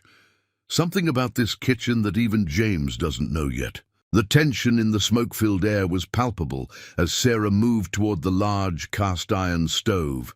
You see, Colonel, when you're pretending to be something you're not, You learn to prepare for every possibility. Her hand found the hidden lever she had installed 2 years ago, disguised as part of the stove's framework. You learned to create options where none seemed to exist. The sound of mechanical clicks emanated from within the walls, followed by the grinding of hidden machinery. Blake's sharp intake of breath suggested he recognized the implications even before the kitchen's rear wall began to move, revealing the entrance to one of Silver Gulch's original mining tunnels, part of the network of passages that honeycombed the earth beneath the town. "Like I said, Colonel," Sarah's voice carried the quiet authority that had once commanded cavalry charges, "danger usually comes from directions you don't expect." The revelation of the hidden tunnel entrance transformed the kitchen's tactical dynamics instantly. Blake's sharp military mind would already be calculating new angles of attack and escape, weighing options against rapidly diminishing time. Through the thinning smoke, Sarah watched his shadow shift position, noting how his hand never strayed far from his holstered weapon. "Mining tunnels," Blake said finally, his cultured voice carrying a mix of admiration and frustration. "Of course. The original silver strikes that built this town, they honeycombed the entire area."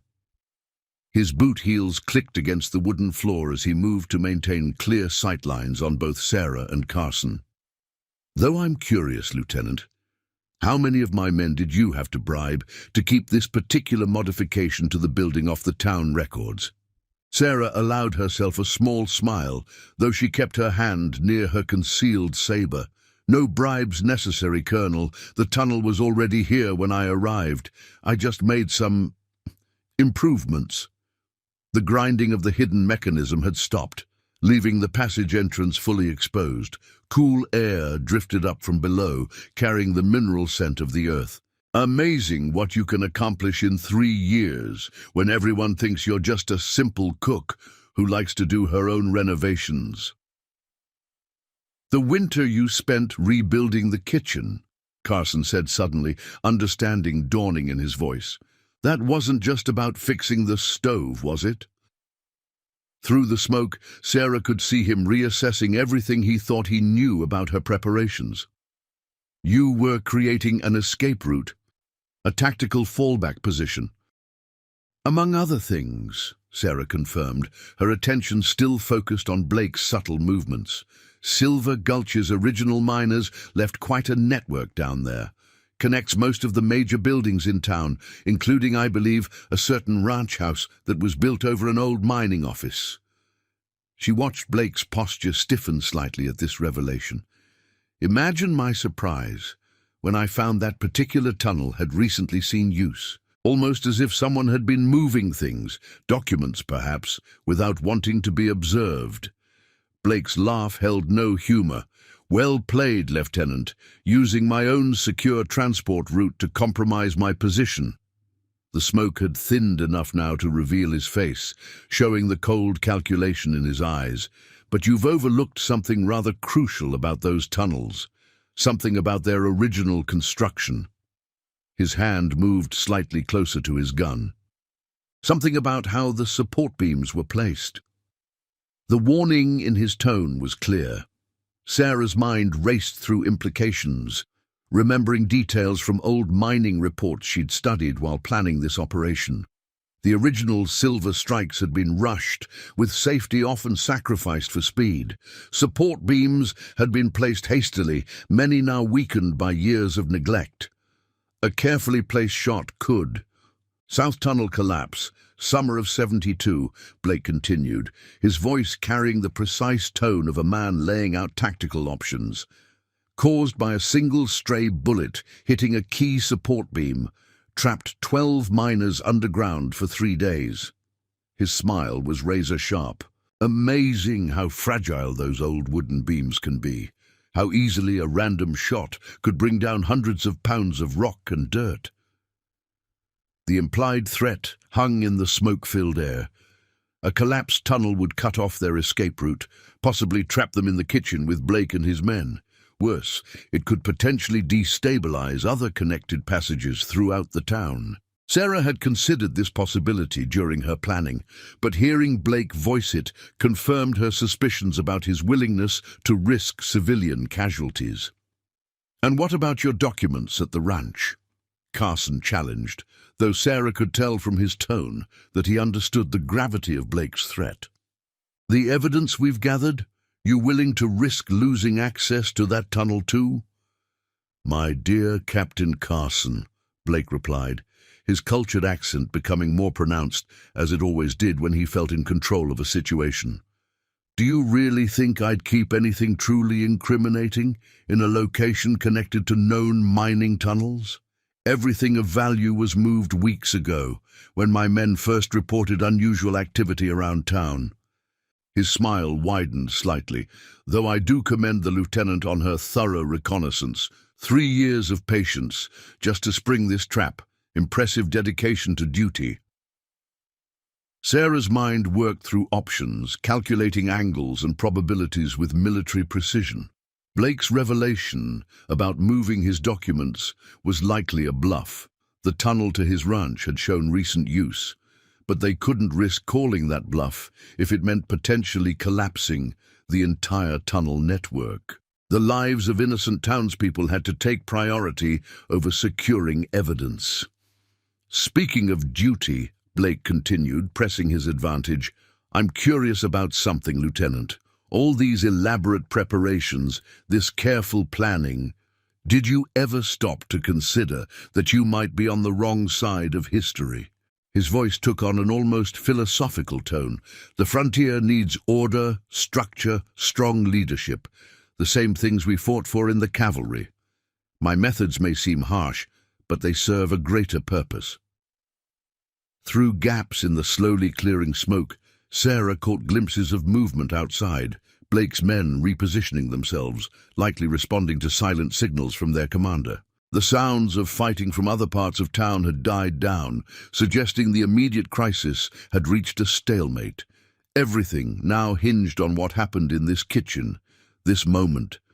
Sarah weighed Blake's words carefully, recognizing the calculated strategy behind them. The smoke had thinned considerably now, shafts of morning sunlight cutting through the haze to illuminate the kitchen in ethereal patterns.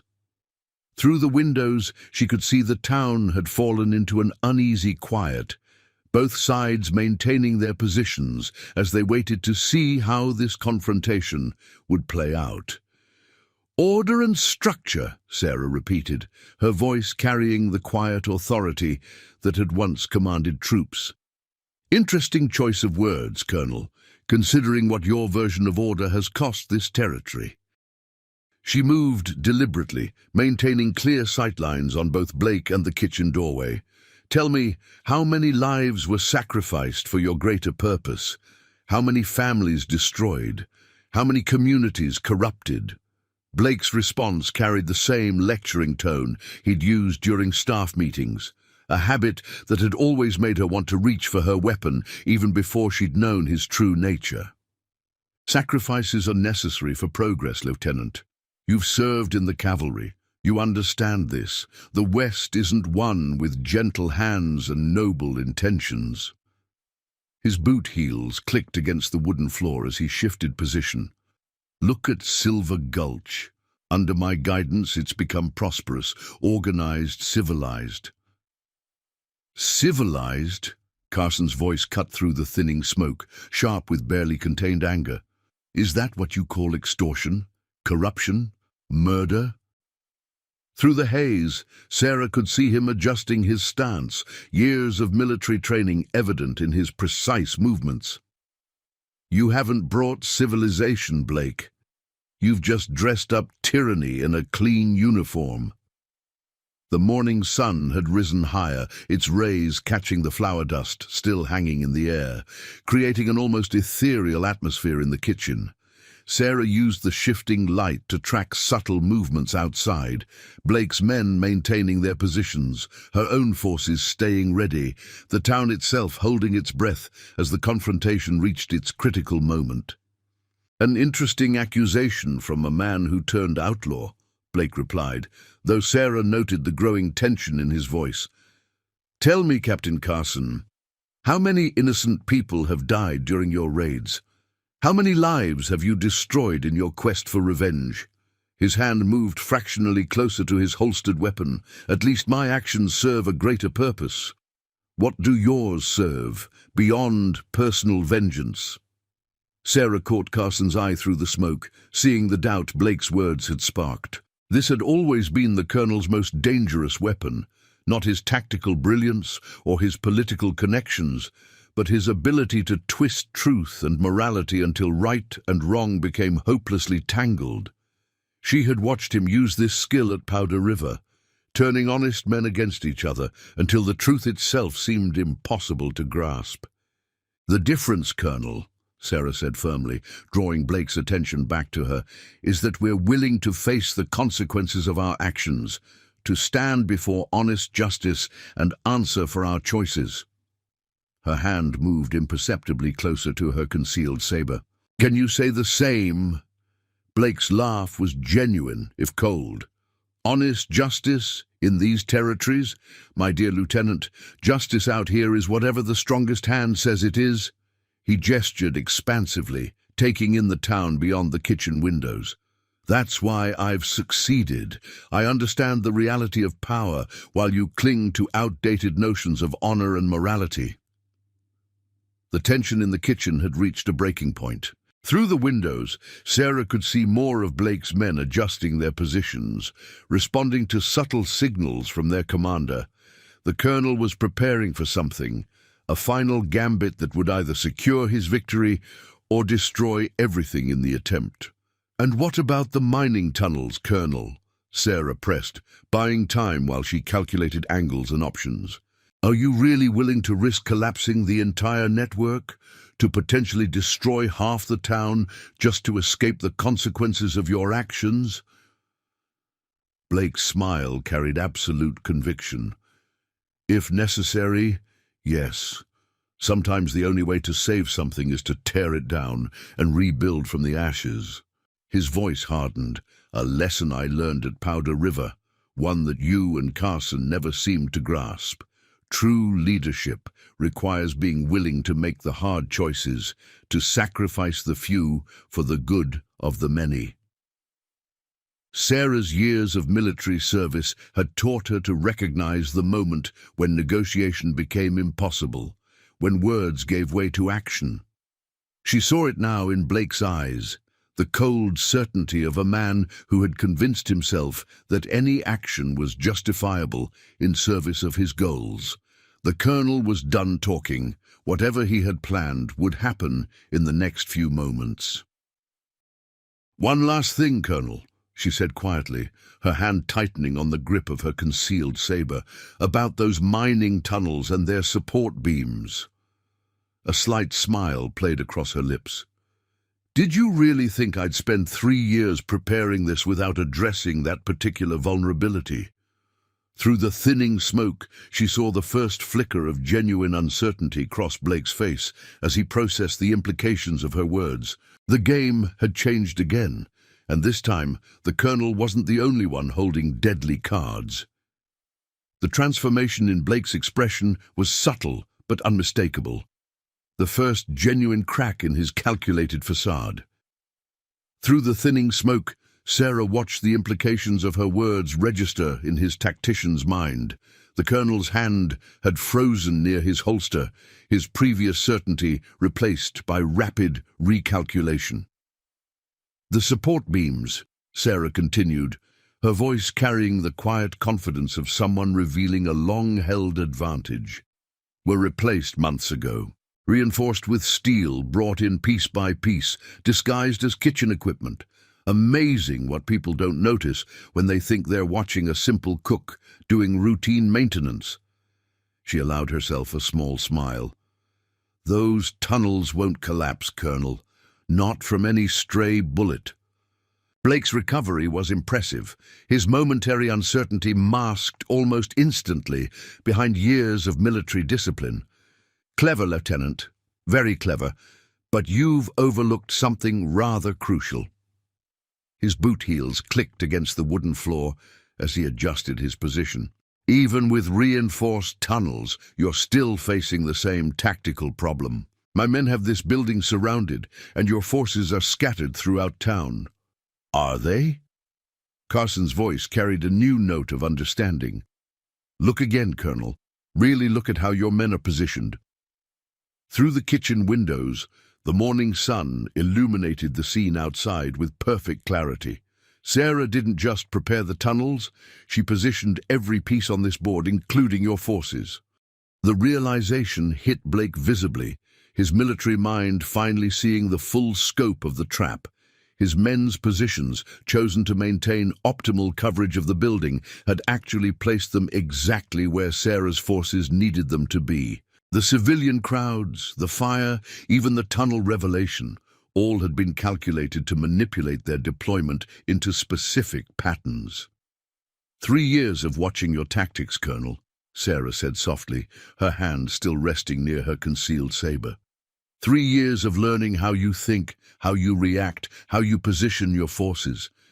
Did you really believe I spent all that time just serving drinks and cooking meals?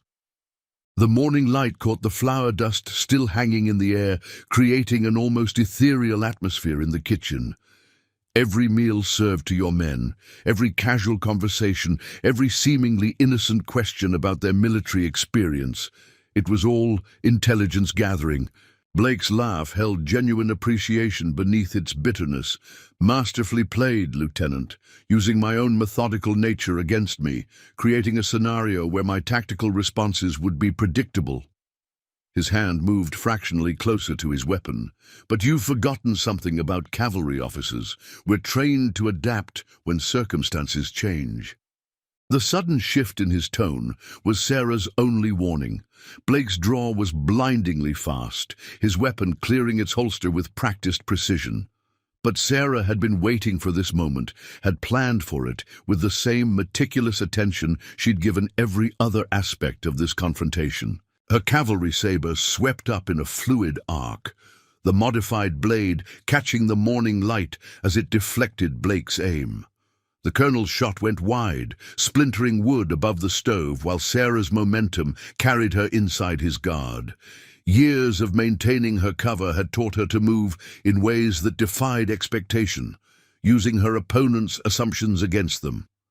Carson reacted instantly, his own weapon drawn but held steady, recognizing that the confined space made any shot dangerous. Through the windows, Sarah caught glimpses of movement as both sides responded to the sudden eruption of violence, but her focus remained entirely on Blake. The colonel recovered quickly, attempting to bring his weapon to bear for a second shot, but Sarah's saber work had already committed him to close-quarters combat. The kitchen that had been her domain for 3 years became a battlefield of tight angles and limited space, where Blake's conventional military training worked against him. "Your problem, Colonel," Sarah said, her voice steady despite the intensity of their struggle, "is that you never learned to fight without your advantages, without your carefully controlled conditions and superior numbers."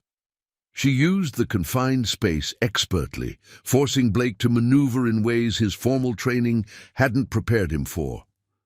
Some of us had to learn different ways to survive. Blake's response was a sudden shift in tactics, abandoning his attempt to bring his weapon to bear in favor of a direct physical assault. But Sarah had anticipated this too, using his momentum against him in a move that would have been impossible in the heavy cavalry uniform she'd once worn. The colonel's forward drive carried him past her, his balance compromised by the unexpected counter. "Stand down!" Carson's command cut through the chaos, his weapon now covering Blake with unwavering precision. Outside, the sounds of renewed fighting suggested both sides had engaged. But within the kitchen, time seemed suspended in the aftermath of that brief, violent exchange. Blake straightened slowly, his aristocratic bearing somewhat diminished by the flour dust covering his once immaculate clothing. Blood trickled from a small cut on his cheek, where Sarah's saber had come closer than he'd realized. "Well played indeed, Lieutenant," he said quietly, genuine respect mixing with bitter resignation in his voice. Though I have to wonder, what happens now? The morning sun had risen fully now, its light streaming through the smoke-hazed windows of the silversmith's kitchen, illuminating the aftermath of their confrontation. Blake stood motionless, Carson's weapon trained steadily on him, while Sarah maintained her position with practiced vigilance.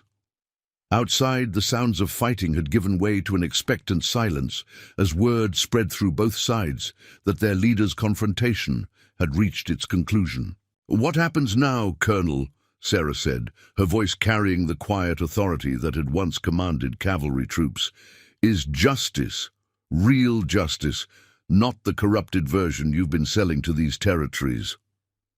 Through the windows, she could see Blake's men laying down their weapons as her forces moved to secure them. "The newspapers already have your documentation. Federal marshals are on their way. And most importantly, the people of Silver Gulch are finally seeing you for what you really are." Blake's smile was slight but genuine. "And what about you, Lieutenant?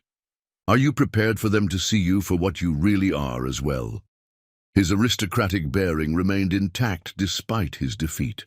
A woman who deceived her way into the cavalry, who lived among them for years under false pretenses. Do you think they'll celebrate your deceptions as readily as they condemn mine? The question hung in the flower-dusted air, carrying weight that Sarah had contemplated many times during her years of preparation. She was saved from immediate response by old Mike's arrival at the kitchen door, his weathered face showing a mixture of concern and determination. "Begging your pardon, Sarah," he said, pointedly using her given name, "but the town council's gathering, words spreading about what's happened here." He paused, his next words careful but firm. "About everything that's happened here." Sarah nodded, understanding the implications. The time for secrets, all secrets, had passed. "Thank you, Mike. Please tell them I'll be there shortly." She turned back to Blake, seeing the calculating look in his eyes. "You're right, Colonel. My deceptions will have consequences. The difference is I'm willing to face them." "Noble sentiments," Blake replied, though the mockery in his tone had been replaced by something closer to genuine curiosity. "But do you really think these people will understand? That they'll accept a woman who spent years lying to them, pretending to be something she's not?" "You still don't understand, do you?" Carson interjected, his weapon never wavering from Blake's chest. "Sarah didn't just spend 3 years serving drinks and cooking meals. She spent 3 years being part of this community, helping people, earning their trust through actions, not manipulation." He smiled slightly. "The kind of trust you never bothered to build because you were too busy trying to control everything." Through the kitchen windows, Sarah could see more townspeople gathering in the street. Miners she'd fed during hard times, merchants she'd advised on difficult decisions, families whose children she'd helped care for during emergencies. 3 years of quiet service that had built something far stronger than any deception could destroy. Marshall's riders were spotted coming up from the south, one of Carson's men reported from the doorway. 10 minutes out, maybe less." He paused, adding with obvious satisfaction, "And more folks are coming forward, Colonel. Talking about your operations, your threats, your bribes.